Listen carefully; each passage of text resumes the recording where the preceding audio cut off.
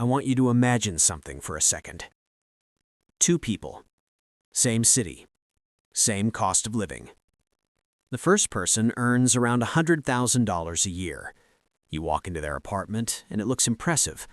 Big TV on the wall, expensive furniture, closet full of clothes, drawers packed with things they barely use.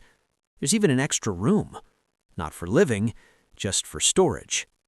And yet, this person checks their bank account with a quiet kind of stress, because despite earning a high income, their lifestyle requires almost all of it. They're not reckless. They didn't make one big mistake. They just slowly built a life where every dollar has a job before it even arrives. Now, compare that to someone else. They earn closer to $55,000 a year. Their space feels different, simpler, calmer. They own less, but everything has a purpose.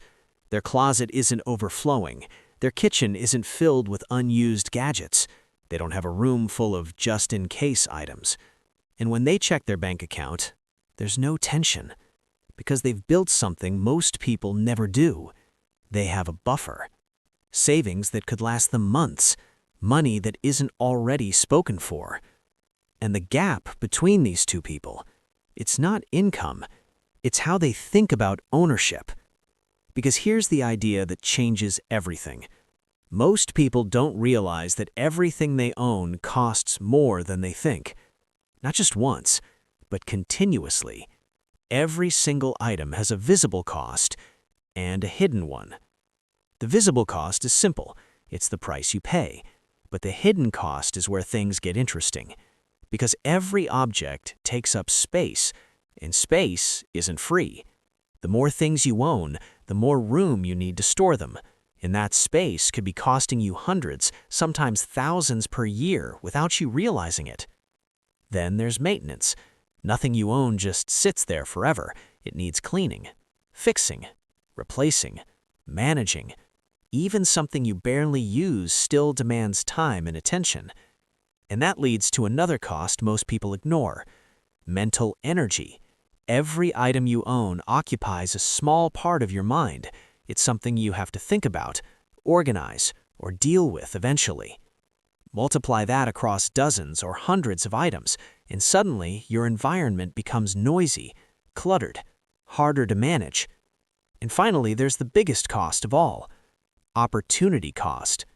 Every dollar tied up in stuff is a dollar that could have been growing, invested, compounding, building something for your future. Instead, it's sitting in your home, doing nothing.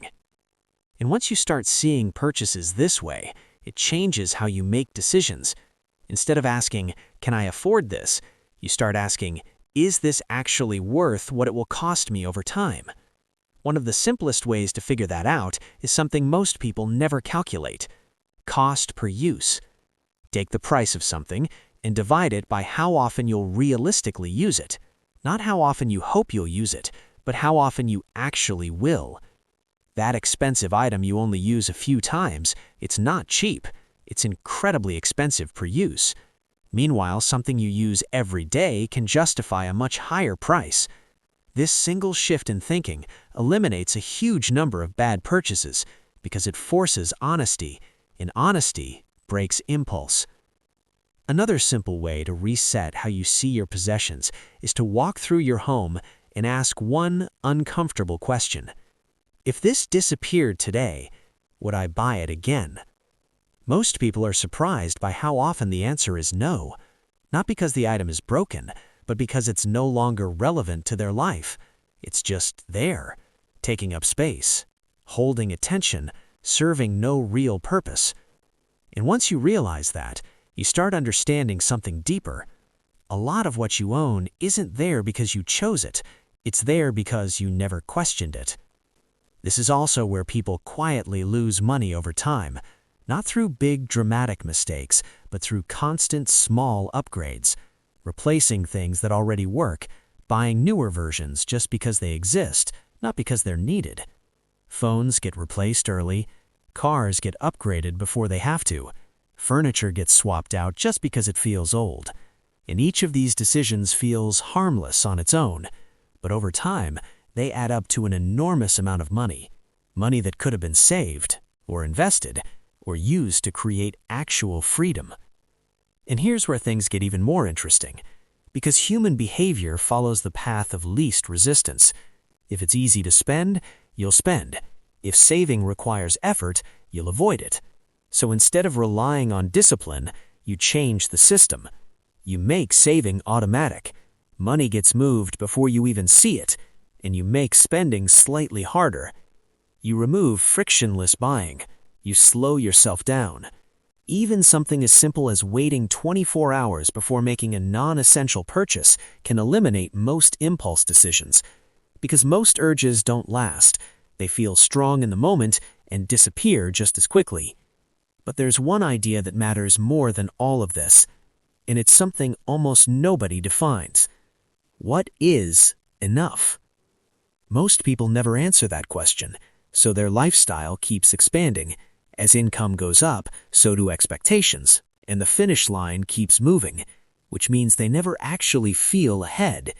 But the moment you define enough, everything changes, because now you have a target, a point where additional income doesn't need to turn into more spending.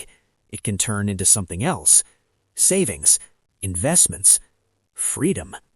And that's the real shift, because at a certain point, money stops being about what you can buy and starts being about what you can choose.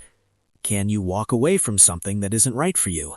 Can you take time off without stress? Can you make decisions based on what you want instead of what you need financially? That's what real wealth looks like. Not more stuff, but more control. And the truth is, most people are chasing the wrong thing. They think more possessions will improve their life, but in reality, every unnecessary thing they add makes their life slightly more expensive to maintain, slightly more complicated, slightly more dependent on income. While the people who quietly build wealth are doing the opposite. They're not avoiding spending because they have to.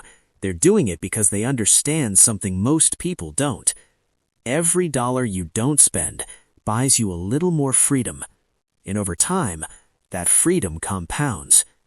So the question isn't how much you earn, it's how much of your life your money actually controls.